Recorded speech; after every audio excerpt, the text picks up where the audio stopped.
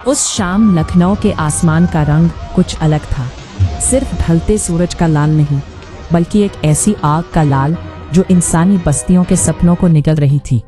हवा में धुआं था, चीखें थीं और एक ऐसा डर था जिसे शब्दों में बांधना आसान नहीं। यह सिर्फ आग नहीं थी, यह उन लोगों की जिंदगी पर टूटा हुआ कहर था जिनके पास पहले से ही बहुत कम था। विकासनगर के पास बसी वो झुग्गी बस्ती सालों से मेहनतकश लोगों का घर थी। यहाँ रहने वाले ज्यादातर लोग दिहाड़ी मजदूर थे। सुबह काम पर निकलते, शाम को लौटते और छोटे छोटे सपनों के सहारे जीवन काटते। लेकिन उस दिन एक छोटी सी चिंगारी ने सब कुछ बदल दिया। शाम करीब 4 बजे के आसपास किसी को अंदाजा भी नहीं था कि कुछ ही मिनटों में पूरी बस्ती आग की लपटों में घिर जाएगी। पहले एक झोपड़ी में आग लगी, फिर हवा ने उसे फैलाया और देखते ही देखते आग ने पूरी बस्ती को अपनी गिरफ्त में ले लिया। सूखी लकड़ी, कपड़े, प्लास्टिक और ईंट से बनी झोपड़ियां आग के लिए ईंधन बन गई। फिर शुरू हुआ धमाकों का सिलसिला। रसोई गैस के सिलेंडर एक एक करके फटने लगे। हर धमाका ऐसा लगता जैसे कोई बम फटा हो। लोग घबरा गए। कोई अपने बच्चों को ढूंढ रहा था, कोई अपने माता पिता को, कोई अपने जीवन साथी को।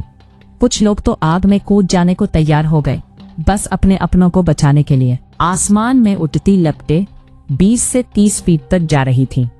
धुएं का गुबार इतना घना था कि 10 किलोमीटर दूर तक दिखाई दे रहा था। पूरा इलाका जैसे किसी युद्ध का मैदान बन गया हो। सबसे दर्दनाक दृश्य था लोगों का बिछड़ना। एक पिता चिल्ला रहा था, मेरे बच्चे अंदर हैं। एक माँ रोते हुए कह रही थी, कोई मेरे बच्चों को बचा लो। लेकिन आग इतनी भयंकर थी कि कोई अंदर जा ही नहीं पा रहा था। पुलिस और सिविल डिफेंस के जवान लोगों को रोक रहे थे, क्योंकि अंदर जाना मौत को बुलाना था। लेकिन उस वक्त किसी को अपनी जान की परवाह नहीं थी। भीड़ बेकाबू हो गई।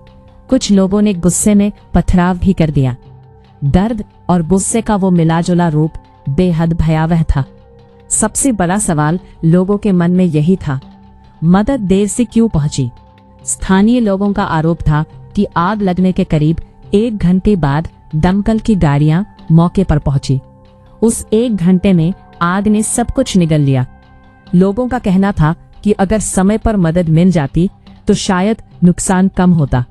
जब फायर ब्रिगेड पहुंची तब तक हालात बहुत बिगड़ चुके थे। आग इतनी तेज थी कि उसे काबू में करना बेहद मुश्किल हो रहा था। ऊपर से सिलेंडरों के लगातार फटने का खतरा बना हुआ था। लेकिन इस भयावहता के बीच भी कुछ लोगों ने हिम्मत दिखाई। कुछ युवाओं ने जान जोखिम में डालकर 50 से ज्यादा गैस सिलेंडर उठाकर पास के नाले में फेंक दिए, ताकि और बड़े धमाके ना हो। ये एक छोटा सा कदम था, लेकिन इसने कई जानें बचा ली। दमकल कर्मियों ने भी अपनी जान की परवाह किए बिना घंटों तक आग से लड़ाई लड़ी। हर कोने में जाकर आग बुझाई, ताकि वो पास की पक्की कॉलोनियों तक ना फैल सके। करीब 8 घंटे की कड़ी मशक्कत के बाद आग पर काबू पाया जा सका। लेकिन तब तक बहुत देर हो चुकी थी। 1000 से ज्यादा झोपड़ियां जलकर राख हो चुकी थीं। लोगों का सारा सामान, कपड़े, बर्तन, पैसे, कागजात, सब कुछ खत्म हो गया। कई मवेशी भी जलकर मर गए। हालांकि राहत की बात यह रही कि किसी की मौत की आधिकारिक पुष्टि नहीं हुई, लेकिन नुकसान इतना बड़ा था कि उसे सिर्फ मालिकाना नुकसान कह देना पर्याप्त नहीं। उस रात बस्ती में सन्नाटा था, लेकिन वो शांति नहीं थी, बल्कि टूटे हुए लोगों की खामोशी थी। लोग अपने जले हुए घरों के पास बैठे थे, राख में अपने जीवन के निशान ढूंढ रहे थे। कुछ को अपने बच्चे मिल गए, कुछ अब भी तलाश में थे। प्रशासन ने राहत शिविरों में लोगों को शिफ्ट करना शुरू किया, लेकिन घर का दर्द किसी अस्थायी छत से नहीं भरता। ये घटना सिर्फ एक हादसा नहीं थी, ये एक आईना थी। एक ऐसा आईना थी जिसमें हमने देखा कि शहरों के किनारों पर बसने वाली जिंदगियां कितनी असुरक्षित है। जहां एक चिंगारी पूरे जीवन को खत्म कर सकती है, जहां सुरक्षा के इंतजाम कमजोर है और मदद कभी कभी देर से पहुंचती है। लेकिन इस अंधेरे में भी एक रोशनी थी, इंसानियत की। लोग एक दूसरे की मदद कर रहे थे। कोई खाने का इंतजाम कर रहा था, कोई कपड़े ला रहा था, कोई बच्चों को संभाल रहा था, दर्द साझा हो रहा था, और शायद यही सबसे बड़ी ताकत थी।